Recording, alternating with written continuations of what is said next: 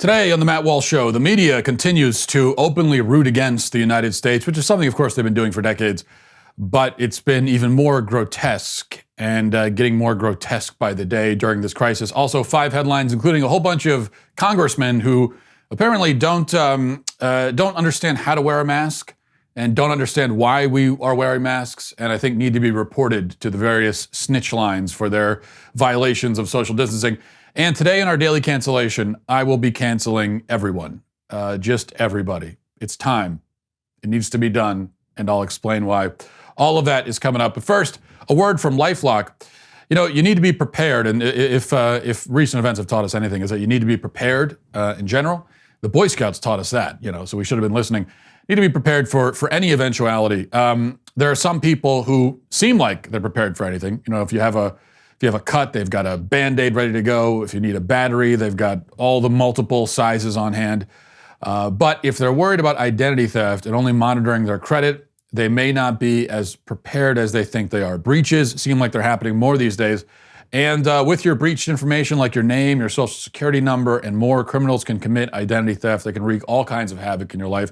That's why LifeLock sees more threats, like someone taking out a payday loan in your name, stuff like that you wouldn't be able to find on your own. And then they alert you to possible suspicious activity. And if you end up having an identity theft issue, God forbid, then you'll have a dedicated identity restoration specialist who is just a phone call away and ready to take care of things for you. Nobody can prevent all identity theft or monitor all transactions at all businesses, but with breaches on the rise, doesn't it make sense to be prepared? Just join LifeLock today and save up to 25% off your first year. Go to lifelock.com/Walsh. It's lifelock.com/Walsh. lifelock.com/Walsh to save 25% off. All right. By the way, before I get going, I wanted to just mention one thing, and I don't know if I'm alone in this among people who wear glasses, but I've discovered that if you don't wear glasses, you can't relate to this, okay? Because you're not in the victim group, that we're in as visually impaired individuals. But apparently you can't wear glasses and also a face mask and still be able to see because the glasses get fogged up. So I try to go to the store, I got the face mask on, and I'm wandering around the store bumping into things because my glasses are getting fogged up. Because as you're breathing, the air from your mouth goes up into your glasses and causes this fog situation. And so now I'm starting to think of all the doctors and surgeons that you see that wear glasses. I mean, I had an Achilles surgery last year, and my doctor wore glasses, and now I'm realizing that he couldn't see a thing he was doing the entire time. And I'm just now realizing this, and I wish I didn't know it, to be honest with you. So if there's any solution to that you're aware of as a any glasses wearing people, if you've discovered a solution to the fogging of the glasses, please let me know. For my own safety and the safety of those around me. Okay, well, it's not news, I suppose, that the media roots against America, especially in recent years, and especially now that America is governed by a man that they despise with every fiber of their being. But this spectacle of the media rooting against us has been especially grotesque and outrageous and traitorous at least in a moral sense, during this coronavirus crisis, I think. And it makes you think back to the very early days of 9/11. I've been thinking about this a lot. It's like, we've always talked about, right after 9/11, there was, at least it seemed at the time, there was a very real national unity for a while. Didn't last, it was temporary. But even the media, for the most part, Democrats, Republicans, most everybody, for a time, a brief, glorious time in history, there seemed to be a real sense of common purpose, and everybody was on the same side for at least a few days. But we never had that with this, and I wonder if we're even capable of it anymore. I think probably not. I think we're at a point in our culture where we're not capable of that kind of unity, even when we're facing a common threat. So I want to talk about just one example of the media rooting against us and seeming to celebrate our, in their minds, demise. And in fact, before I do that, just one other really egregious recent example that I happened to see online when I was yesterday. This is a woman named Samira Khan, who's a foreign policy analyst. And here she is. Now, follow this exchange on Twitter. Samira says, sick of the following COVID-19 talking points. 1, it's a hoax. 2, severity and death count equals exaggerated. 3, China is to blame. Feel free to add to the list. Then some random guy responds, China has to be blamed, babes. Isn't that obvious? Then Samira says, babes, puke face emoji. No, I don't know what your crap media is telling you, but the world should be thanking China for their efforts. Now, I don't know if this woman lives in America or not. I think she does. But that was so egregious that I had to mention it. Thanking China. We should be thanking China for their efforts. Their efforts in starting and lying about and thereby causing the uncontrollable spread of a deadly virus. We should thank them for that. Anyway, so on to the AP. Here's the AP's tweet of their article. The caption says, it wasn't supposed to be this way. America was the greatest of all nations with can-do spirit in its DNA, but now it leads only in COVID-19 deaths. What's gone wrong? And then the title of the article, Coronavirus Shakes the Conceit of American Exceptionalism. The byline is Calvin Woodward wrote it, but then it says that Lauren Neergaard in Washington, Ted Anthony in Pittsburgh, and Aya Bachrai in Dubai contributed to this report. So a reporter who doesn't live in America contributed to a report about how America is not exceptional. So that's just great.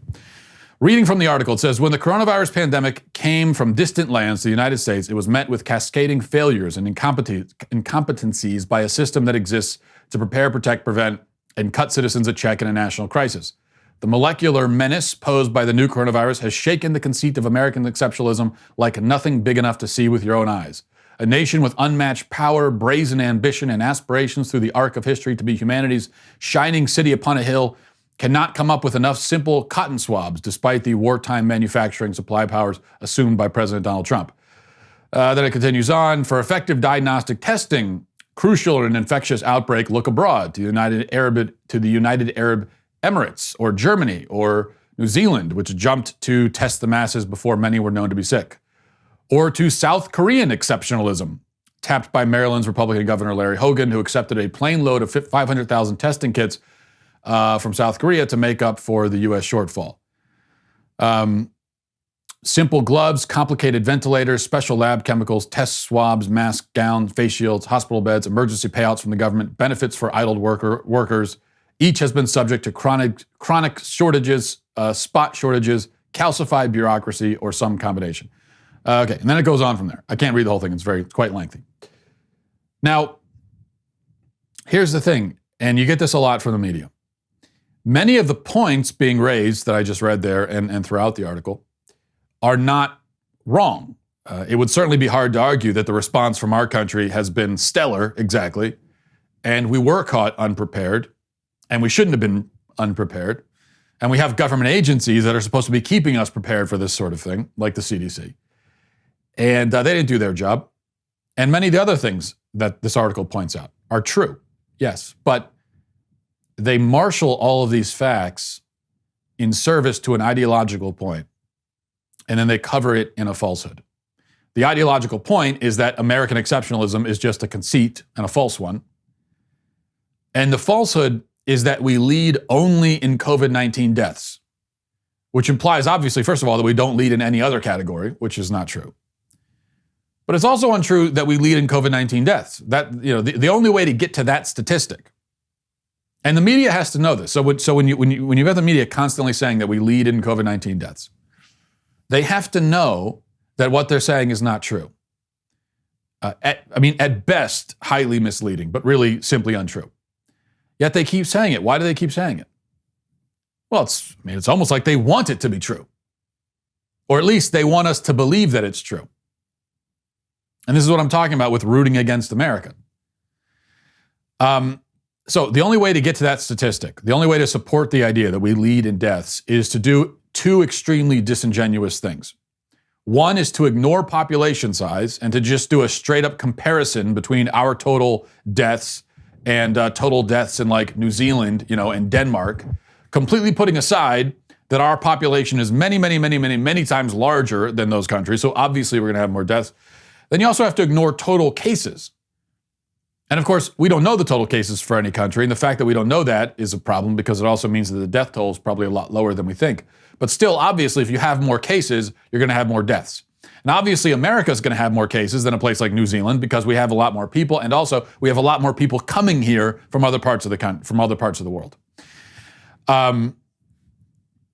Now, according to USA Today, and this is in an article meant to basically debunk Trump's claim that our death rate is low compared to other countries, which is actually true that it is low compared to many other countries. But in the process of trying to debunk that claim, the USA Today did admit, quote, when compared only to the 10 countries with the most cases, the US ranks as the second lowest mortality rate as a percentage of total cases. That means 8 of those countries hit hardest by the coronavirus have higher mortality rates than the US. Well, that's the honest comparison to make. You have to look at other countries that got a ton of cases because they have larger populations in most cases, and also because maybe they have more people coming into their countries. And then, or you could look at deaths per 100,000 people or per 1 million people.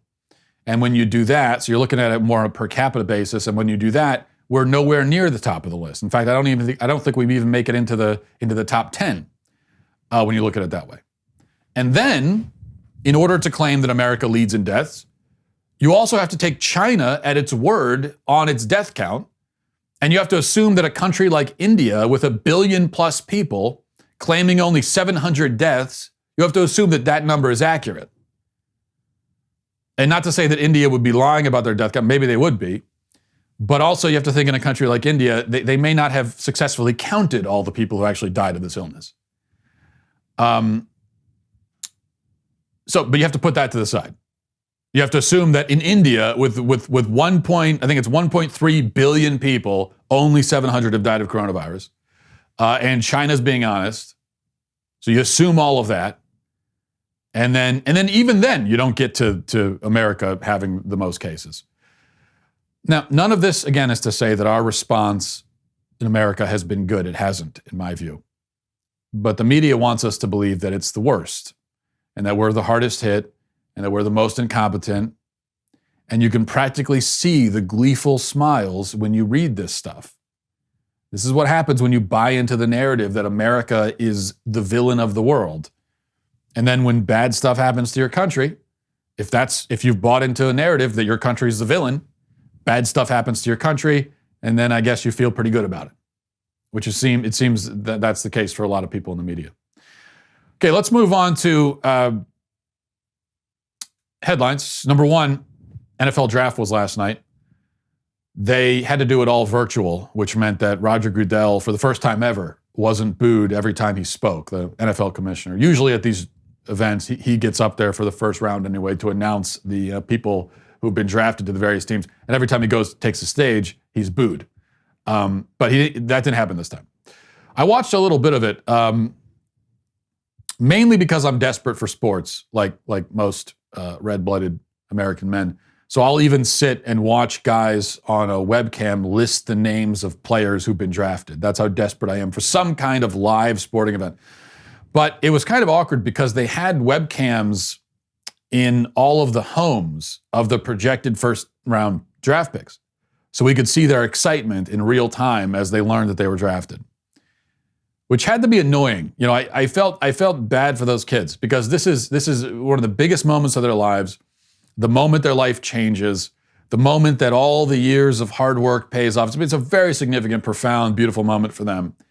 And they've got a camera shoved in their face so that millions of people can watch and judge their reaction as they learn the news.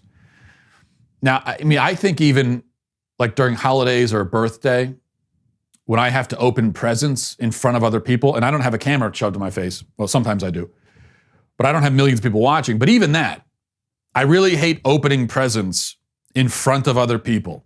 That's why I don't like holidays. And I'd be in favor of abolishing the gift-giving process altogether. Because then I feel like I've got all this pressure. I have to be excited about every gift that I open, and I'm not an excitable person. So even if I'm very excited about a gift, like I could get a gift, I could open a gift, and it could be a treasure chest full of gold bars, adding up to like $3 million in value. And my reaction to that would be something like, oh, cool. Wow, really cool. Thanks for this so much. Yeah, I thank you. Really cool. That'd be my reaction. That would also be my reaction if you give me socks. Either way, just how I am. So I felt bad for these kids because I think a lot of them are sort of the same as me, not as excitable. And so you're watching their reactions, and many of them do not appear excited at all. And so it was very awkward, especially the guy that was drafted by the Jaguars. Here was his reaction.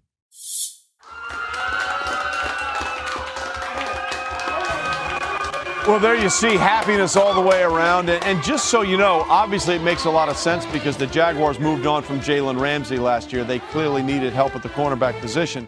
Now, in fairness, I think he was actually overcome with emotion there. And so I think he was excited, but it did kind of look like he was mourning over being drafted by the Jaguars. And I wouldn't blame him for that if he was.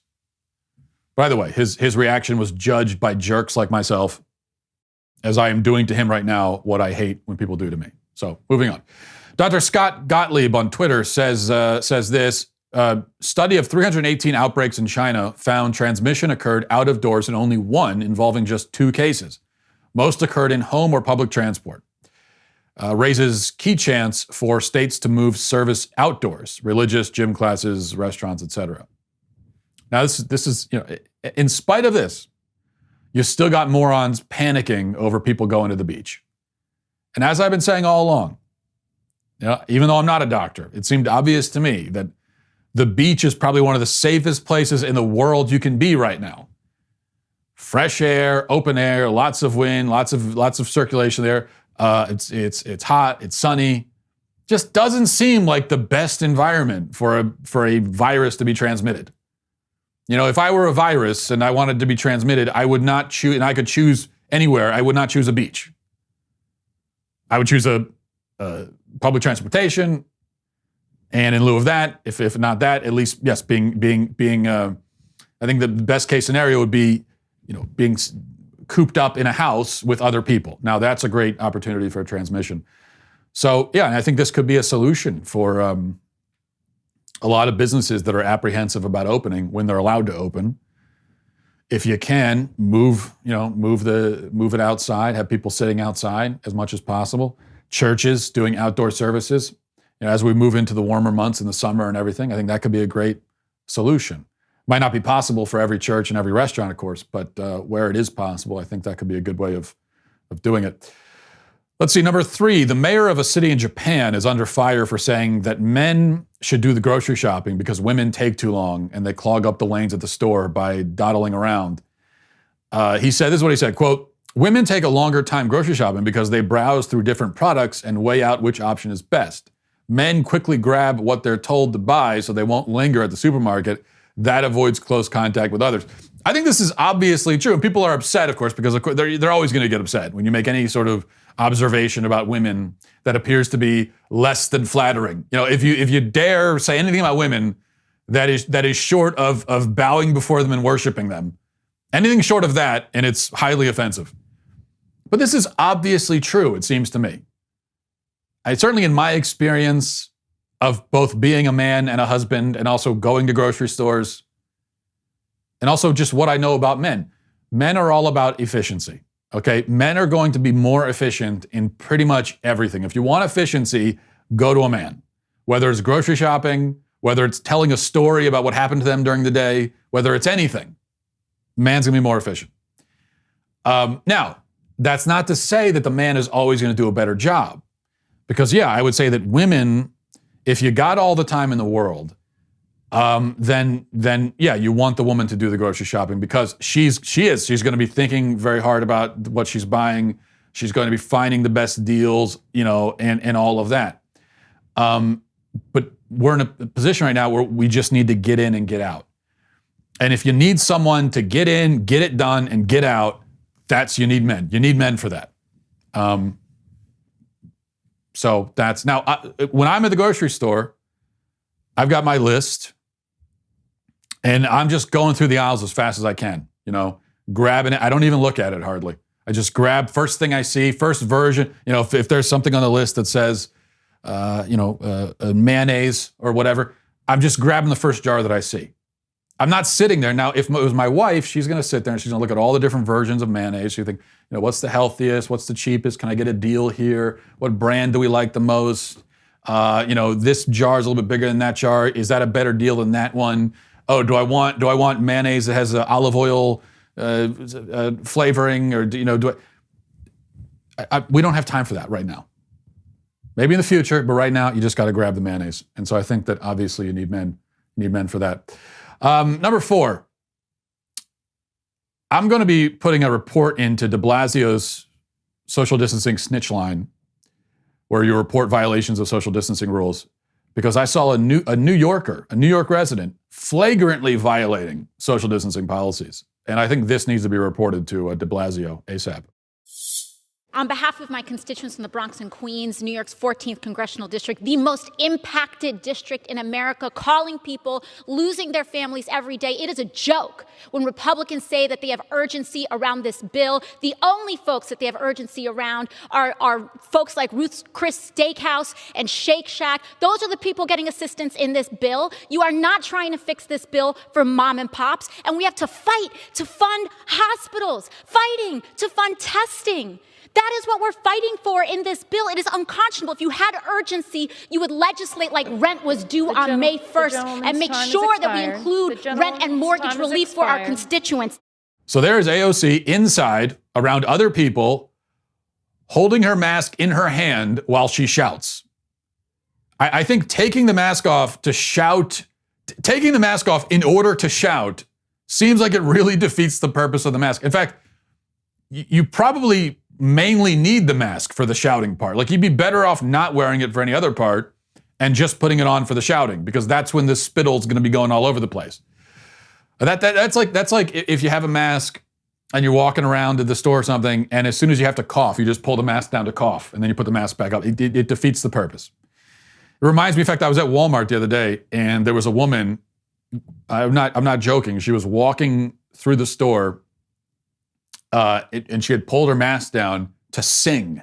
She was singing with her mask pulled down in Walmart. And I almost did report her. As much as I'm against snitching, and I believe snitches get stitches, and for good reason, I almost reported her, but not really because of the mask thing. It's more that she was happy at Walmart, and you're not supposed to be that happy at Walmart. It's not a place for happiness. But anyway, this was a common theme actually in Congress. None of these people who lead our country apparently understand how to wear a mask or why we wear them. So let's take a look at a couple more examples of these pictures here. These are people that have masks at various different places on their face, but not really covering the mouth and the nose, which is what it's supposed to do. And then the worst of all is this. This is a very important piece of legislation. So we come to the floor, very important piece of legislation. So we come to the floor with such heartache, with such sorrow about those who have lost their lives and their loved ones, those who are suffering from the virus assault now. So that's Nancy Pelosi, mask off, wipes her nose, and then touches the podium that a bunch of other Congress people are going to be using. That is a terrorist attack, really, is what that is. That's a national security emergency, what just happened there. She could have unleashed a deadly pathogen into the halls of the U.S. Congress. I think she needs to be arrested immediately for this and many other reasons. Finally, a report from the CBS affiliate in New York says MTA subway conductors say trains are filthier than ever amid coronavirus pandemic. It says the subways are only supposed to be for essential workers during the coronavirus pandemic, but conductors say the trains are filthier than ever. The MTA says that only about 5% of its regular ridership is taking the subway, and that's made up of people who work in hospitals, grocery stores, and every other essential service. But conductors say the subway has become a homeless shelter, and social distancing is near impossible. Cell phone video shows subway cars lined with people passed out, using shoes as pillows, not wearing masks, trash piled in shopping carts, urine, feces, so on and so forth everywhere. and this is what's happening in the subway system in New York. We see how, and this has been the case all along, that it's pretty clear that public transportation, the New York subway system, was a vector of disease. It was basically a disease transmission system. You want to talk about efficient, getting the virus from one corner of the city to the other. If you're wondering why, one of the reasons why New York has had it so much worse than every other place in America, it's this.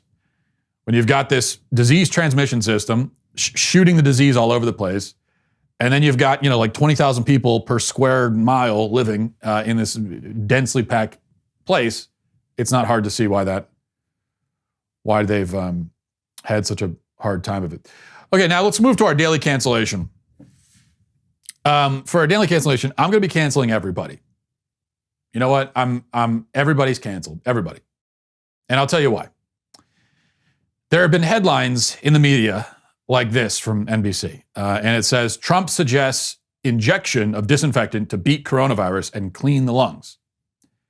So Trump suggests injection.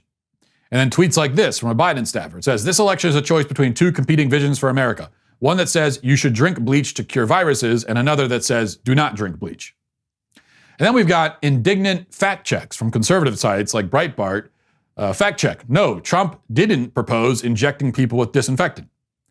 So this is what's going back and forth, okay? Here's what Trump actually said. Let's go to the tape. Supposing we hit the body with a tremendous, whether it's ultraviolet or just very powerful light, and I think you said that hasn't been checked, but you're going to test it. And then I said, supposing you brought the light inside the body, which you can do either through the skin or in some other way. And I think you said you're going to test that too. Sounds interesting. Right, and then I see the disinfectant where it knocks it out in a minute, 1 minute. And is there a way we can do something like that by injection inside or almost a cleaning? Because you see it gets on the lungs and it does a tremendous number of the lungs. So it'd be interesting to check that. So that you're going to have to use medical doctors with. But it sounds interesting to me. Okay. So Trump didn't propose or urge injecting disinfectant. He certainly didn't say we should drink bleach. Okay, that was never brought up. But he did clearly, and we all heard it. You heard the tape. There it is in context.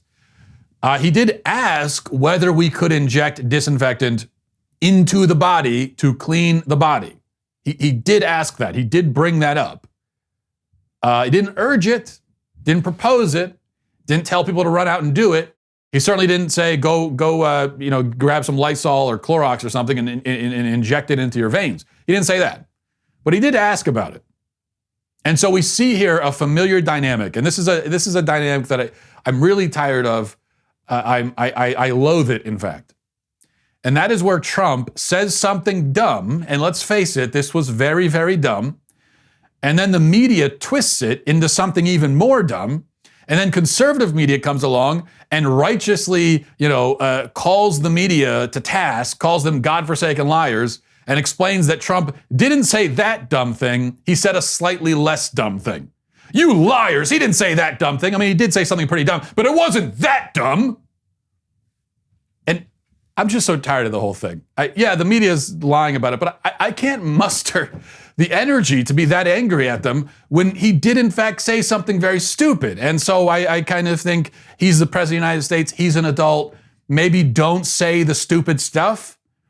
Just a thought. I don't know. You're doing a press conference, it's the middle of a crisis. Maybe for once think a little bit before you speak. Maybe. And if you're not going to, I don't really feel like going to the mat for you 50 times a freaking week to explain that the dumb crap you said is not quite as dumb as. I just don't feel like doing that. So many people in conservative media have spent years doing this. This has become their entire job, is doing this, is just explaining every dumb thing that he says. And that to me is annoying. It's also annoying, of course, that the media would lie about it. I mean, the idea that he would propose drinking bleach is totally crazy. And there is a significant difference between asking, can we do this, or speaking about it hypothetically, and urging it. And the really stupid thing for the media is if they could just stick to the truth is pretty bad in and of itself. And if they stuck to the truth, then the story would remain the dumb thing Trump said, which is what they would prefer, instead of the story becoming them lying about it. Because of course, what conservatives want to do is they never want the story to be the dumb thing that Trump said. They want the story to be the media lying about it. And that's no secret. Many conservatives in media, they would like to deflect every time Trump says something dumb. They're looking for a reason to deflect it. And the media always comes along and gives them a reason to. So it's just stupidity all across the board. And that's why I say everybody is canceled. Trump is canceled. The media is canceled. Conservative media is canceled. I'm canceled. You're canceled. Your pet goldfish is canceled. Everyone and everything is canceled. Period. Okay? That's the only way we can be free of this.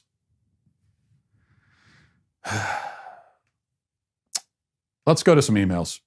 Before we do, you know what is not canceled? The Daily Wire and our tumblers specifically. In fact, you get 2 of our tumblers if you become a Daily Wire member. On top of that, you get many other benefits as well. You get an ad-free website experience, access to all of our live broadcasts, show library, the full 3 hours of the Ben Shapiro Show, access to the mailbag, and now exclusive election insight op-eds from Ben Shapiro. Daily Wire members also get to ask us questions during Backstage.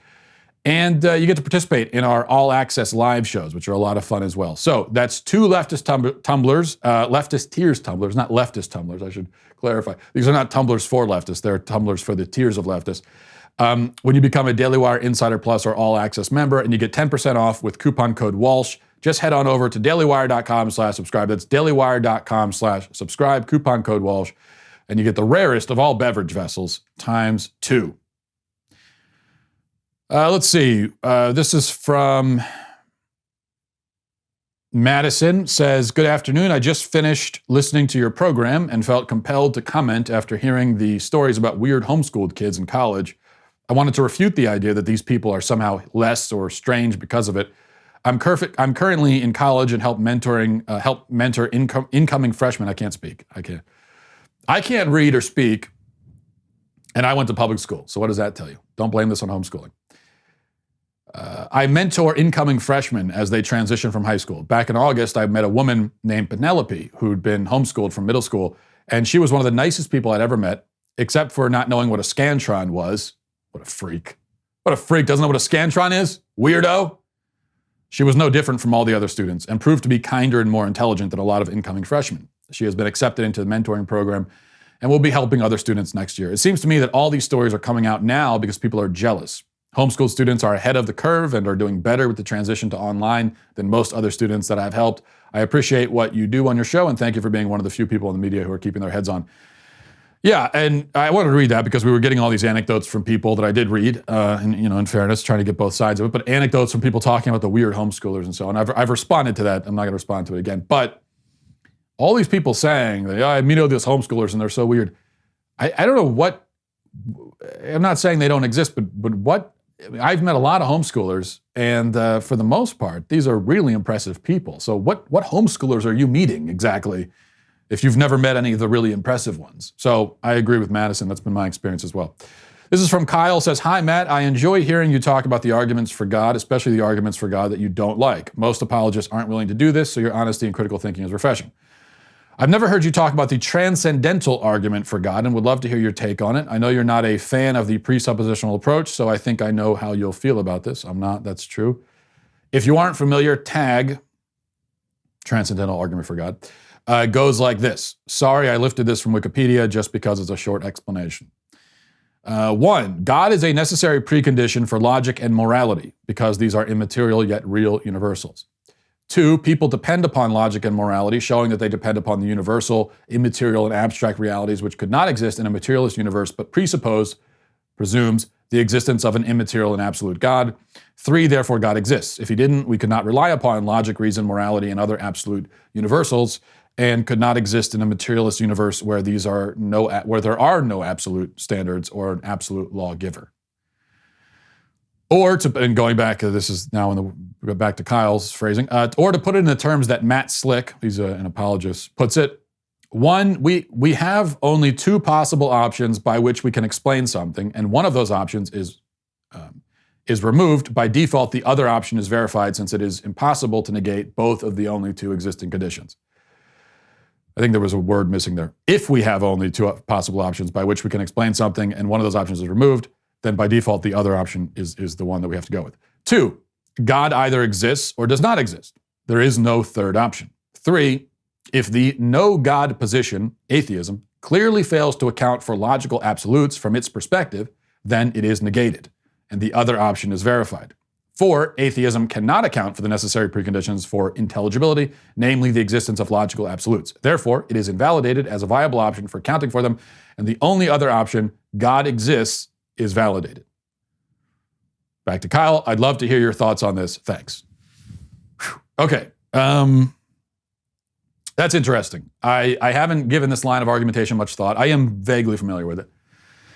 So, just off the top of my head here, I will say that I appreciate what the argument is trying to do. It's trying to prove God, right, by using logic. And most apologetic arguments are not actually trying to prove God because they can't. Because, they are, most apologetic arguments that you hear are evidential arguments. And an evidential argument, the problem with an evidential argument, and I like many of the evidential arguments, but they can only go so far. They are limited because there's always going to be different ways of interpreting the evidence. And if you're following the rules of philosophy, you can't make an evidential argument, even a strong one, like fine-tuning, which I think is a very strong evidential argument for God. But you can't make that and then say that based on that, you know for a fact that God exists. You can only say, and this is how someone like William Lane Craig is going to phrase it, he's going to say that God is more plausible than not based on that. But then, of course, that leaves open, philosophically, by the rules of the argument, you have to leave open the possibility that there is no God. And of course, if you're an apologist or if you're a Christian in general, you would like to have arguments that don't leave that open. And so you want an argument, right, that's going to 100% prove logically that God exists. So that's what this argument is trying to do. That's what the ontological argument is trying to do. I appreciate the attempt, but I don't think this argument is successful. It doesn't strike me as successful. The first problem is the premise that God is a necessary precondition for logic and morality. The issue is, now obviously I agree with it, but that's a highly contentious premise. I mean, it's almost like trying to make an argument and your first premise is something like, I don't know, this maybe isn't a great analogy, but it's like if your first premise was the Bible is the most important book ever written. If that was like the first premise of an argument you were making for God.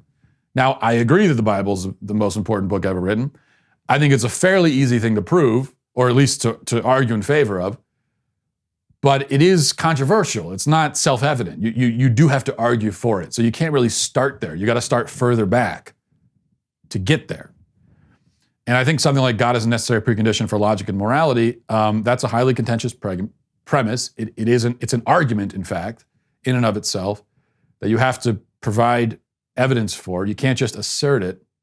Because first of all, you could rebut this by saying, well, morality doesn't exist. At least in an objective sense, there is no objective morality. So even if God is a necessary precondition for it, so what? Because objective morality doesn't exist. And I think for an atheist, when it comes to the moral argument, which I think is another strong argument for God, but with the moral argument, now there are some atheists like Sam Harris who will try to argue that no, objective morality does exist without God. And he can make an interesting argument. I don't find it persuasive. I think the better argument, the stronger argument for an atheist perspective is just to say, no, there is no objective morality, okay? I think we kind of pretend in order to make society function, we have to do things like not kill each other, and we have to punish people who do just so society can function. But there's no reason to say that it's objectively wrong to kill somebody. That's the route some atheists will go. It's a little bit, I could see why they wouldn't want to defend that because of the implications of it, but in terms of an argument, that's going to be stronger. So anyway, they could always say that, and I think that's going to undermine your premise. And then the idea that logical absolutes can't exist without God strikes me as somewhat unintelligible. I mean, a logical absolute, what's a logical absolute? A logical absolute is something like A is A, or A is not B, therefore B is not A. Those are logical statements. They are logical absolutes. Why couldn't that be true without God? I mean, you might argue that we couldn't come to know the logical absolutes without God, and that gets into the question of consciousness. Where did consciousness come from? But then again, you're going back to the consciousness argument, which I've already said I think is maybe one of the strongest arguments for God, maybe the strongest. But that's really the argument. It's about the argument of consciousness. So you got to go all the way back there. But can logical absolutes exist? You know, if there was no God and the universe just existed, would A still be A? Sure. I don't see why it wouldn't be. And then there's the issue that I guess a Christian apologist, you know, if you're a Christian apologist and you're making this argument, you would want it to prove the Christian God, I would imagine. But it doesn't really prove the Christian God. It just, at best, if the argument is successful, it proves some kind of God. The problem is, you know, I could use Matt Slick's formulation, and I could use it to prove any God, right? Couldn't I? So I could say Brahma is the Hindu God. So couldn't I say, if the no Brahma position, atheism, clearly fails to account for logical absolutes from its perspective, then it is negated, and the other option is verified. Atheism cannot account for the necessary preconditions for intelligibility, namely the existence of logical absolutes. Therefore, it is invalidated, and the only other option, Brahma exists, is validated. I don't see why I couldn't do that by this logic. I could prove Brahma, I could prove Vishnu, I could prove Zeus, Poseidon, you know, anybody. And maybe that's okay, because the argument is only trying to establish some kind of God. It's only trying to get you to that point. And if it could get you to that point, that's pretty significant in and of itself, I would think. But you still have a lot of work still in front of you to do.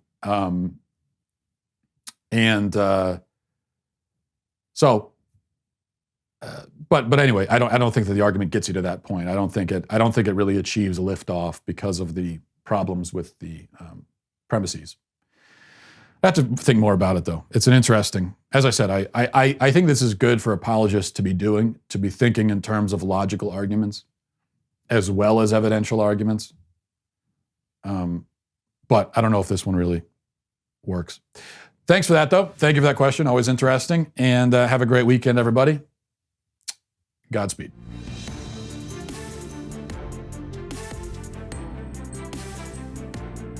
The Matt Walsh Show is produced by Sean Hampton, executive producer Jeremy Boring. Our supervising producers are Mathis Glover and Robert Sterling.